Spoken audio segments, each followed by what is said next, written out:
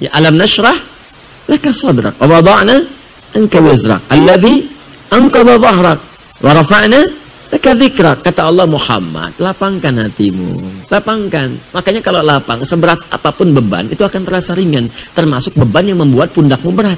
Seperti angkat berat kan? Ya, angkat beban itu begitu diangkat kan semua berat. Ya, dari kepala. Makanya ketika barbelnya diangkat, wajahnya merah. Ya kan? Kakinya jitan, tangannya susah, semua berat. Itu dilukiskan kata Quran, ada orang yang akan menanggung beban kehidupan saking beratnya, dari kepala pusing sampai kaki lunglai. Tapi kalau hatinya lapang, itu akan terasa ringan. Ringan. Kata Allah, ingat, bukankah dulu aku berikan yang baik-baik. Jadi kalau sedang ingat susah, ingat yang senangnya. Coba hidup kita itu, daripada susahnya kan lama senangnya. Ya kan? Coba kalau diingat-ingat lama senangnya. Kalau seperti itu, ingat, ringan hidup kita itu. Ringan. Nah, kemudian setelah itu cari wasilah untuk bisa mengentaskan solusi. Wasilah pertama adalah mendekat kepada Allah. Bagaimana caranya? Dengan meningkatkan ibadah. Takwa tadi. Wa may yattaqillaha yaj'al lahu makhraja wa yarzuqhu min haitsu la yahtasib. Quran surah 65 di akhir ayat kedua, di awal ayat ketiga. Kata Allah, tingkatkan takwamu kepada Allah. Dengan meningkatkan takwa itu akan diringankan persoalanmu, rizkimu. Anda mengatakan saya sedang punya masalah ekonomi. Rizki masalahnya.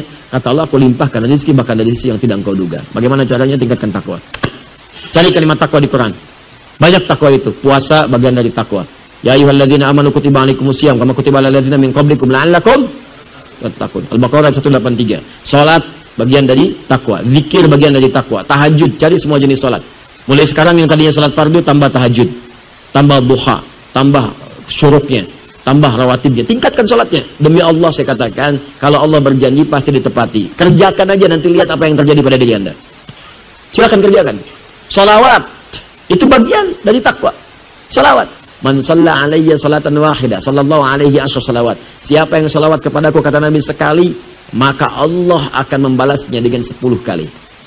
Ya. Sholawat pada Nabi, memuji Nabi, muliakan Nabi. Sholawat itu tanpa putus. Maksudnya kalaupun nabinya wafat, salawat tetap terjadi. Makanya dalam salat kita salawat. Silakan dalam salat kan salawat kan? Allahumma sholli ala Muhammad wa ala ali Muhammad. Itu salawat.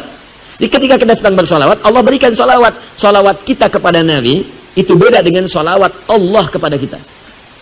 Awas, salawat maknanya dari Allah itu, salawat dari Allah maknanya satu, bisa ampunan dosa.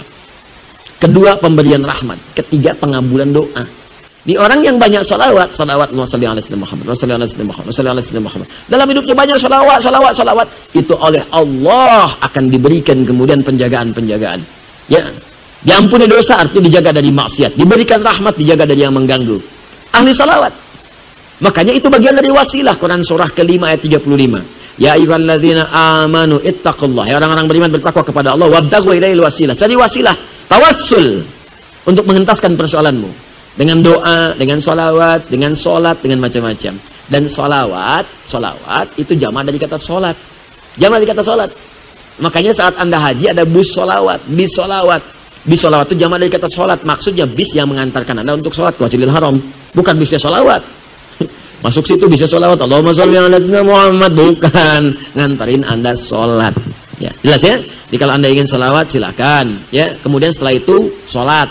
Sholatnya kalau bisa jamaah ke masjid, cari, terus kenalan dengan teman-teman.